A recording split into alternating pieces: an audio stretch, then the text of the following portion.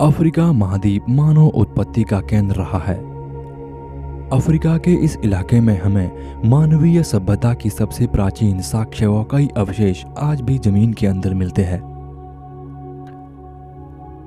इस इलाके में रहने वाले यह आदि मानव उस समय के सबसे सफल इंसानी प्रजातियों में से एक थे।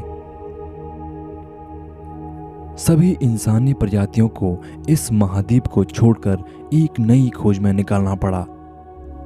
आज से करीब 20 लाख वर्ष पहले अफ्रीका का यह महाद्वीप आधुनिक रूप से बिल्कुल विपरीत था। उस कालखंड के दौरान यह महाद्वीप खूबसूरत पहाड़ और घने जंगलों से घिरा रहता था। आदि मानव के अलावा इस जंगल में कई और प्रजातियां अपना राज करते थे।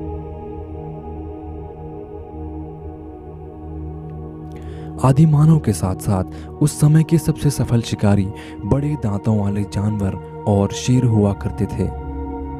उनके सामने आदि मानव बेहद कमजोर थे और हमेशा बड़े जानवरों के हाथ शिकार हो जाया करते थे। अफ्रीका महाद्वीप पर रहने वाले आदि मानव की सर्वप्रथम सफल प्रजाति ऑस्ट्रोपथेकस थी। आमतौर पर ये ऑस्ट्रोपथेकस अपना ज्यादातर समय पेड़ों पर ही गुजारा करते थे। पेड़ों के पत्ते और फल खाकर यह अपना जीवन यापन करते थे। लाखों सालों के परिवर्तन के बाद इनका बौद्धिक और शारीरिक विकास काफी तेजी से होता रहा। यह ऑस्ट्रेलोपिथेकस अपनी बढ़ती जरूरतों को पूरा करने के लिए पेड़ों से उतरकर धीरे धीरे जमीन की ओर बढ़ने लगे थे। समय बीतता गया और धीरे धीरे यह धरती की सतह पर सरवाइव करने लगे। होमो इरेक्टस यही वो आदि मानव थे जिन्होंने मानवीय सभ्यता का पहला कदम धरती पर रखा था। यह प्रजाति सर्वाहारी की श्रेणी में गिनी जाती है।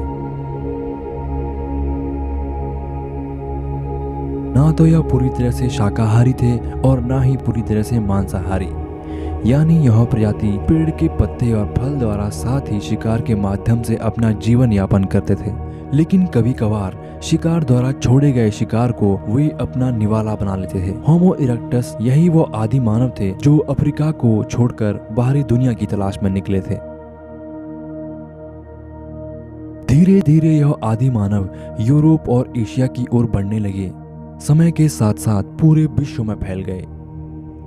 अलग अलग द्वीपों पर अलग अलग वातावरण के रहने के कारण इनके शरीर में परिवर्तन होने लगा और साथ ही इसके अलावा शारीरिक अंगों में बदलाव आने लगा।